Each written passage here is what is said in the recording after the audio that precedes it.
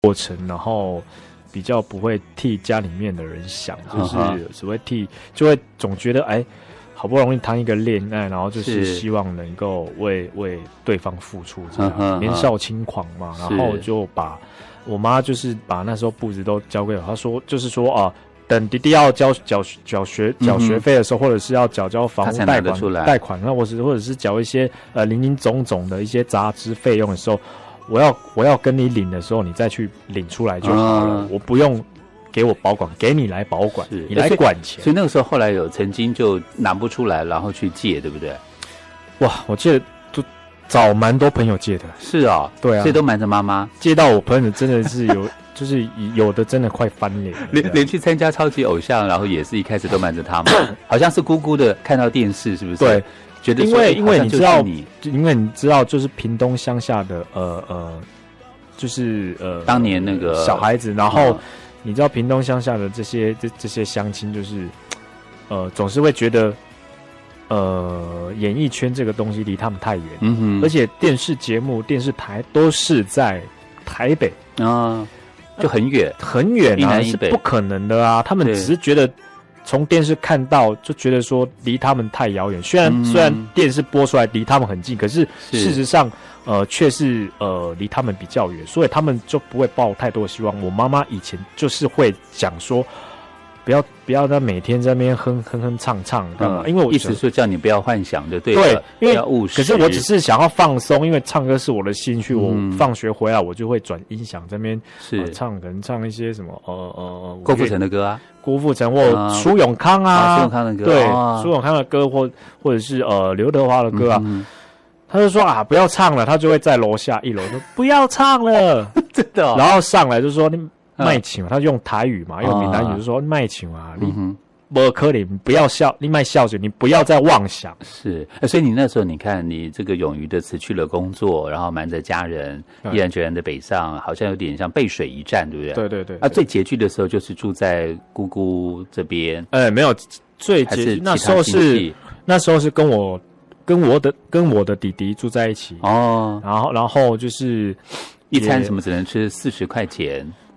对不对？对，好，什么曾经跟现在，这个我们的其实那时候是你的经纪人，现在就是你的另外一半牵手，3个月一起吃什么卤肉饭跟卤蛋，就是一天就是比如说1个礼拜一天的那个伙食费就是两餐嘛，然后一次。就是那个卤肉饭15块的便当一个，然后加颗卤蛋20块这样。这是当年的价钱，现在就不止了，对不对？对，然后就是比如说吃了6天之后，第7天1个礼拜就加菜。所谓加菜是怎样？就加点个排骨多一个肉就对了，对，或多一个青菜。所以现在大家盛传你妻管严，对不对？一周只有1000块的生活费，刷卡要先报备，这是真的哈？真的。但现在有提升了，自从那件事情后，就哪件事？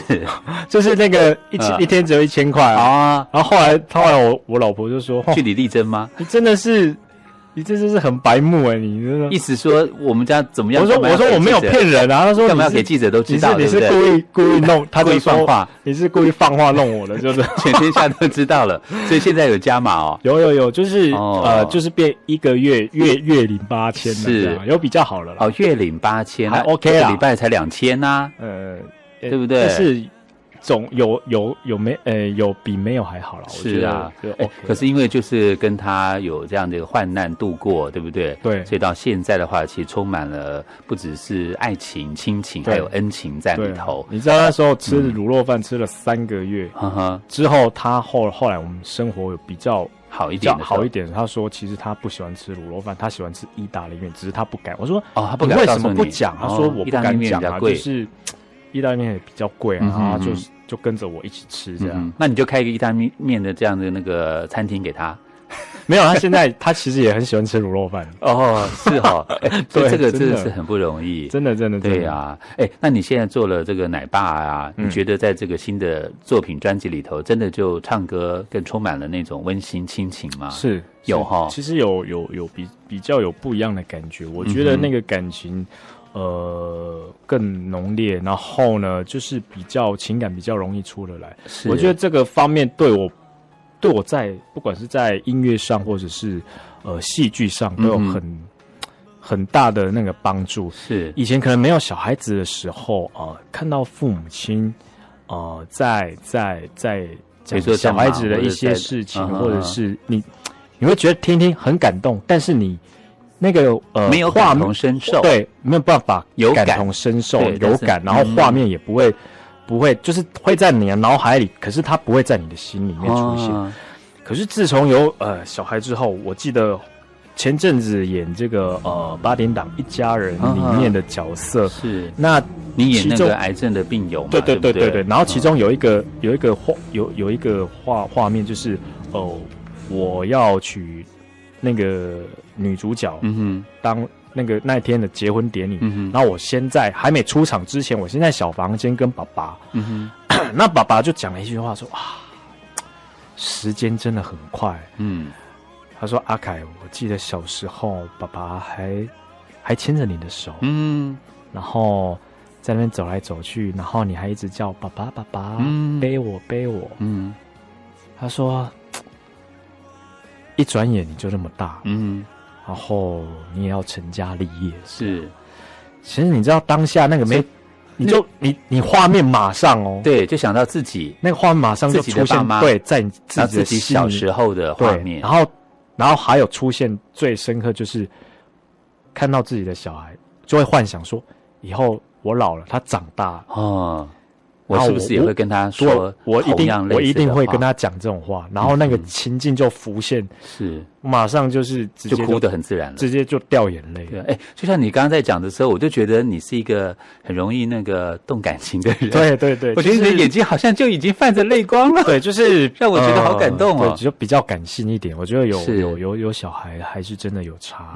对啊，所以真的就是养儿方知父母恩。是，这一次呢，也是因为这个演戏啊、演技备受肯定。那当然，这个音乐的创作能力呢，也希望大家能够刮目相看。是，在新的作品里头呢，也有2首新歌，是，对不对啊？这2首新歌的话，你在创作的时候有什么特别可以分享的吗？有一首是我想要登去迄东西，对，还有一个是反去幸福在底心边，幸福底心边，是不是？对，那个没关系，这个就是比较因为我想要登去迄东西，它这首歌在第一首，其实它有一个意义，就是它比较有点像这整张专辑的，像是前菜一样，因为它是比较有点不插电的。的歌曲，它没有太复杂的一些，没有像说那个管弦乐啊，对，编曲的一些乐器太多在里面，是，然后很单纯的我的 vocal 的东西这样。那其实这首歌是我在之前8点档一家人在拍最后一场戏，就是踢足球完之后我就过世，笑笑的离开那一场戏，我当下就非常有感觉，我就赶紧。就突然心里面有旋律，我就赶快把我的手机拿出来，然后把它录进去这样，然后回家了之后彻夜的一直写这首歌，半夜起来是还没写完，半夜又起来，就再度就全部一次把它完成。可以说是灵感来的时候呢，就一下子，对不对？我觉得那个情绪都一直还在，一气呵成就对了。对，没错。那如果说现在要你回到当年的哪一个场景啊，哪一个时空，你最想回到几岁啊？4、5岁吗？还是要更大一点？小学？意思说那一段时光，如果假设可以重来，现在黄文兴呢在咬他的手指头，可不可以重来很多时候？是不是？不要只有一个时候。其实有很多，我老婆曾经问过我这个问题，也问过类似的问题啊。对，可是我跟她讲说，我一直想不出来，然后我就跟她讲说，其实我觉得，不用再重来，因为有些东西或许你那时候觉得很后悔，对，可是经过了几年之后，你会觉得这就是一个历练。说得好，你如果没有今天这个历练，你就不会变成。我说我不可能有现在的我。对，没有当年的那样子，也许是一个错误的决定，或者是一个什么，或者是我没有比如说以前的女朋友，我如果回去我去想了一个方法跟她在一起，那今天就看不到我黄文兴，就不一样了。我就是在屏东乡下一个普通人。是，如果没有当初去参加这个歌唱比赛超偶，对不对？对啊，就没有现在了。对，所以要感谢呢，过去时时刻刻每一个时段，不管是曾经伤害过的，或者是不小心，我觉得我都感谢他们，因为因为他们的这些让我经历过这些历练，让我成长，也让我知道很多事情跟很多人与人之间不是只有感情或者是某方面这一块而已，然后到现在才有现在的我可以在这边，然后才可以让大家听到我的歌声。常常就有人说，你的声音有感情，虽然没有很多厉害的技巧，可是声音就是充满了感情。我想这就是我从小到大所经历过这些事情，让我有这些历练之后，我把它化为歌声在我的心里面，然后去整个用心去唱出来。哇，这就是我们的金曲歌王、影视歌3期全方位艺人黄文星的成功之道。真的非常谢谢你哦！也希望这一张专辑呢能够再拿金曲奖。谢谢。那我们就下次再见。好，那最后就听一下这一首你的作品。我是要回去那东西。是，好，拜拜咯，拜拜。咱的早老的声音徘徊你阮的身边，夜头看才知一切拢是过去。我想要回去彼当时，亲像细汉时阵爱着阮的日子。爱阮是个生来又逝去，幸福相随。我想要回去彼当时，会当陪你坐踮海边看流星，予阮会当轻轻揽着你。月光放开，我想要回去彼当时，希望时间会当为着咱来停止，停止所有悲伤的空气，袂搁心碎。我想要回去彼当时，